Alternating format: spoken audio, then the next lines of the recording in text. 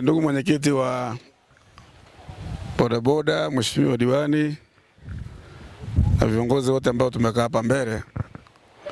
Ndugu zangu, habari za leo? Habari za siku?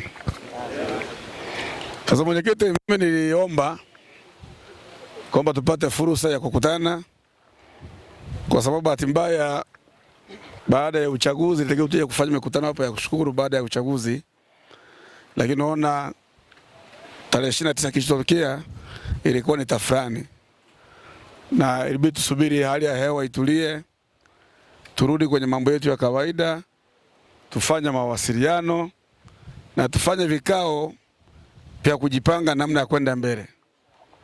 Tukiwa tunaandaa hayo, tukapata taarifa tena kwamba kuna watu wanajiandaa kuandamana tarehe 9 mwezi huu. Na kwa kweli nimewaita kwa sababu sehemu kubwa ya malalamiko na watu ambao wanalengwa kwamba wameshiki sana vurugu ni bodaboda. Sasa nikasema kama mbunge wenu nije niongee na nyie, mimi nafahamu kwamba bodaboda hizi zimeokoa vijana wengi sana kiuchumi, kifamilia, na kuna watu walianza na bodaboda sasa hivi wamefika mbali kabisa katika maendeleo. Uongo kweli? Na nafikiri wale ambao wamejipanga kufanya biashara bodaboda wana mawazo mapana kwamba anaweza nikapata bodaboda kama sehemu ya kianzio kwa mtaji wa kukopesha pikipiki, lakini anafikiria kumiliki pikipiki yake kesho, na mwingine anafikiria hata kwenda kwenye gari na kubadilisha aina ya biashara hii ambayo inafanyika. Na ukifanya hivyo na ukiwa na mawazo hayo ndio maendeleo. Na mheshimiwa diwani amesema wewe hujaandikiwa kwa bodaboda. Hii ni sehemu ya kuanzia tu, na tunafahamu kwamba kwenye kundi hili la bodaboda si kwamba watu wote wa kusoma. Kuna watu ambao wamesoma, wana vyeti, ajira imekuwa ni ngumu, aibidi akae hapa angalau apate chochote, si ndio? Maana vinginevyo utakapo nyumbani mtagombana na watu. Lakini ukitoka kupata hata 5,000 unazungumza 10,000, hiyo si haba. Na unapata pia marafiki wapya, unapata na mawazo, unakuwa mbunifu na maisha yanaendelea. Kwa hiyo nikaona ni vizuri tukutane hapa, tuzungumze mambo ya amani, tuzungumze mambo ya maendeleo, lakini pia tuwasikilize kitu ambacho pia mmefanya na mmetoa maoni. Na mimi naona nina kalamu na karatasi, mambo yote mliyosema hapa mimi nimeandika. Kwa hata kama mwenyekiti sitajibu mengine haya, lakini nitakuwa nayo kama reference kwamba hivi nilipoenda Sirari kuongea na vijana bodaboda walisema nini katika jambo gani. Kwa kwanza nawashukuru kwa kuja, kwa sababu jambo hili ni juzi tumeongea la dharura tu, jana tumejadiliana, nimeweza kuja hapa. Na nianzie pale ambapo msemo mheshimiwa diwani, ingawa alikuwa anasema yeye kama yeye, tunafahamu ni kweli kwamba mna shughuli zenu, lakini ungeweza kwenda kufanya biashara zako za bodaboda pale, usikutane na mbunge, usikutane na diwani, kwa sababu wewe ukiongea hapa utapewa posho. Lakini kitokea madhara unamtafuta diwani, unamtafuta mbunge, unasema tuna changamoto 2 3, hebu tusemee. Kwa hiyo kumbe lazima tukutane tuzungumze. Wakati wewe unaenda kupambana na maisha huko, na mbunge na kiongozi mwingine anajua shida zako na anazipeleka. Haya mambo mliozungumza hapa, mimi mmenipa nondo kwenye vikao vya halmashauri, vikao vya mkuu wa wilaya, vikao vya mkuu wa mkoa, nikienda bungeni nikiwa na waziri wa vijana, nikiwa na waziri mkuu ambaye sasa hivi alikuja hapa muda siku fulani hivi, Mwigulu Nchemba. Kwa hiyo tazungumza kitu ambacho kimetoka, ndio akasema katibu mbunge ni vizuri mzungumze ni wasikilize. Kwa hiyo maana yake nikiwa naenda kuuliza maswali kwenye vikao mbalimbali, hata nyinyi mkipata majibu hayo msema mbunge kumbe ametusemea jambo letu. Sinapendeza hiyo. Kwa hiyo tunapokea kwamba kuna changamoto ya kipato na nini na muda, lakini pia lazima na ujitoe. Kwa upande napokea hoja, lakini nyie pokea hoja zetu na usiseme kwamba ni maneno, kwa sababu ukimwambia diwani kwamba kila akiwaita awe na posho, hata waita. Na asipowaita hakutakuwa na mawasiliano. Mtaparakanyika hapa. Mtaanza kulaumiana diwani atumuone. Sasa mliniambia posho, ngoja nitafuta, siku nikipata nitawaitisha. Sasa kidogo kutakuwa na gap. Lakini hoja ya msingi tumeipokea kwa namna zote mbili. Sasa mwenyekiti, kwanza nimewasikiliza hapa. Nimefurahi kwamba hakuna mtu amesimama hapa kwamba yeye hataki amani. Wote wamesema tunataka amani ili tuweze kufanya kazi ya maendeleo. Naomba mjipigie makofi kwa mtazamo huo.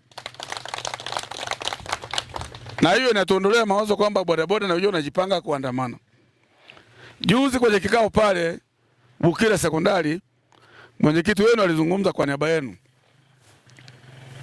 Nikamwambia maneno ambayo nataka nirudie hapa. Kwamba kwa kuwa nyinyi mnakaa kwenye vijue vingi, na ndivyo nchi nzima, bali palipochangamka kiuchumi, Kama kuna biashara, kuna maduka, ndio bodaboda walipo, kwa sababu kuna wanapata abiria. Nyie mna sehemu kubwa sana kusaidia amani iendelee na hata kutoa taarifa. Na hiyo hoja mliosema ya mahusiano na polisi, mimi napokea kwa uzito. Ni jambo jema. Kumbe hata akija mgeni pale kwenye kijiwe hicho utamtambua. Kwa kama tunagundua kwamba mtu ambaye amekuja kuanzisha fujo alikuwa kwenye kijiwe fulani, tunawaita viongozi. Mbona mtu alikuja kwenu mkaanza kumpa ushirikiano? Mbona alichukua pikipiki ya fulani akajaza na mafuta? Alafu mbona ameshiki tukio? Kwa hapo tutabanana bila kuoneana. Kwa hiyo ile mahusiano hili tushaongea na Mheshimiwa DC, na leo mchana atakuwa hapa saa 8 kwenye mkutano ambao unafanyika hapa mchana, ambao mlisikia matangazo jana. Yako mambo ambayo tumezungumza kama kero wakati wa kampeni. Hapa leo tumekuja mahususi kwa ajili ya jambo hili na kujipanga namna kuzuia uharibifu na uvunjivu wa amani wa tarehe 9 inayotajwa. Lakini nataka niwahakikishie kwamba hali kirudi ya kawaida, tutakuja kufanya mikutano ya kawaida na tutapanga utekelezaji wa ahadi zetu. Ziko barabara nyingi tumezungumza, kuna lami zimeahidiwa hapa, kuna madarasa, kuna mitaro, tutaifanyia kazi. Tunazungumza na watu wa halmashauri, tutapata pikipiki 10 kila kata. Kwa hiyo kuna zoezi la kusajili vikundi kwenye kata zote 27. Kwa hiyo tutapata pikipiki 270, pikipiki 10 kila kata. Kwa hiyo mtapata huo utaratibu. Zile pikipiki ni za mkopo ya 10% na zina masharti nafuu na anapewa mtu mmoja mmoja. Tutaenda kwa awamu na wenyewe. Tutaanza 10 kila kata, tutaenda 10 tena na kuendelea. Sasa ukishashirikishwa, swala hapa ni uaminifu. Kwamba tuchokubaliana marejesho upeleke ili mtu mwingine fanye nini? Aweze kupata. Au mnaweza kaja na wazo kwamba sio pikipiki. Hebu tuweke mradi pale Nyamwanga, wameweka kikundi cha vijana wanafiatua tofali za blocks hizi na wanapata soko kubwa, kimsingi wamezidiwa nguvu. Sasa hivi wameshaenda mpaka milioni 60. Na vikundi hivyo vinapaswa kuwa kwa kila kata vya vijana, akina mama na watu wenye ulemavu au wenye mahitaji maalum. Kwa hiyo pia usifikirie tu akili ya nini ya bodaboda. Hata hapo Bariadi waliwahi kufungua kiwanda kikubwa zaidi ya milioni 200. Imeenda mpaka milioni 500 cha chaki. Alafu tunakubaliana chaki zote zinatoka eneo hapo. Kwa hiyo kuna fursa nyingi sana. Ndio akasema Mheshimiwa Diwani atakapata tumeanza kazi, mtakaa. Wale wataalamu wa kata, maafisa maendeleo, kazi yao ni hiyo. Kumuona mtu anauza mkaa, anamfuata anamuuliza mkaa huu ni wa namna gani? Unaupataje? Je, tunaweza kuwa na kiwanda cha mkaa nafuu kinachokutunza mazingira? Tusikate miti, bado inawezekana. Kuna mtu anauza mahindi anachoma pale, kwamba haya mahindi kuna mashine za kufanya package. Kuna mashine kutengeneza mikate, za shilingi 500 tu. Yeye unapiga bodaboda, mke wako anauza mikate kwa kiwanda. Na material yote yanapatikana hapa. Kwa kuna vitu vingi ambavyo sasa hivi vipo unaweza kufanya. Ni watu ambao wanakaa hapa Sirari. Na kwa kuwa hawajaona picha kubwa ya mpaka, wanaweza kaona ni eneo la kawaida.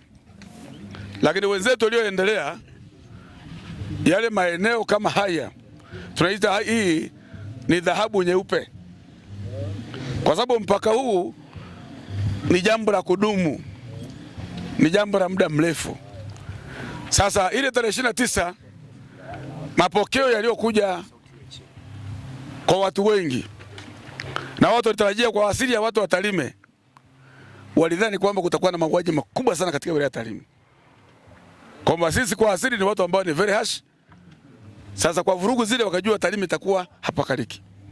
Lakini matokeo yake shida ilitokea sehemu nyingine kubwa zaidi ya maeneo haya. Kwa sababu katika jimbo hili shida ilikuwa Sirari, Tarime mjini, Nyamwanga kidogo na Nyamongo, maeneo mengine yote. Hata masoko watu waliendelea nayo. Kenda Masanga, Kibaso wapi, huku Kimakolere, watu walifanya shughuli kama kawaida. Sasa ilifanyika kazi ya ziada ya kushirikiana na vyombo kupunguza yale mapambano ambayo yalikuwa yanaendelea. Sasa ikishatokea amani kutoweka eneo, madhara ambayo yanakuja wala sio ya viongozi. Madhara yanaenda kwa kila mtu. Moja, kuna watu hapa wanafanya biashara ambayo sio lazima ni wakulia, sio? Maka hapa kuna kila mtu. Kwa watu wengine akiwa sasa kama amewekeza mtaji wake, alafu anaona usalama haupo, maana yake anaanza kufikiria kuhamisha mtaji kutoka hapa aende sehemu nyingine. Kama kuna watu ambao walikuwa wamewaajiri hapa, hawa watu watakosa kazi. Lakini la pili, usipokuwa na amani, maana yake hata kuna wadau wa maendeleo ambao wanatusaidia kwenye michango mbalimbali kwenye miradi. Ile miradi zile mabilioni ya fedha, kwa mfano mradi mkubwa kwa huo unazungumza bilioni 134. Tenki ambayo inajengwa kutoka Rodi ya Tarime na Sirari na kuendelea. Hizo fedha wale ambao wanatupa wakiona hakuna amani, sasa hatuwezi kupoteza fedha yetu. Sasa wananchi mnataka maji na tumetoka kwenye uchaguzi, kuna ahadi za uchaguzi. Leo mnazungumza barabara ile ya Waitara Road, kama sio changarawe lami ni gharama. Sasa kama tulikuwa tumepanga kupata fedha kutoka sehemu ili tufanye utekelezaji wa miradi hiyo, wasipoleta zile fedha, tutalazimika sasa sisi kubanana ndani kwa ndani hapa. Maana yake inabidi utafute kodi kwa walipa kodi. Na ukizungumza kodi ni mimi na wewe. Na maana ile bei ya sukari itapanda, bidhaa mbalimbali itapanda. Ikipanda bidhaa, watu wote kuanzia anayetengeneza, anayetumia, unaowatunza wote wanaathirika. Kwa maana yake uchumi utashuka. Uchumi ukishuka, hakuna habari ya chama hiki, wala chama hiki, wala mzee, wala mama, wala baba, ni kwa wote. Kwa hiyo tunapozungumza amani, tunamaanisha jambo kubwa. Ine, wewe kama bodaboda ni mjasiriamali. Tunazo fedha za Mama Samia ambazo zinapitia kwenye benki ya NMB. Utapata fedha, utafungua biashara yako tofauti na bodaboda. Kwani wewe umeandikiwa kuwa bodaboda milele? Hujaandikiwa kuwa bodaboda milele. Kundi hili la vijana mtakuwa mtaji wa kwangu mimi. Muunde vikundi hivyo.